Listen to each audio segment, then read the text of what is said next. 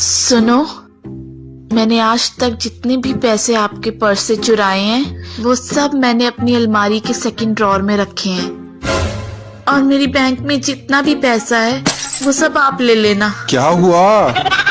और मुझसे कोई भी गलती हुई हो तो मुझे माफ करना।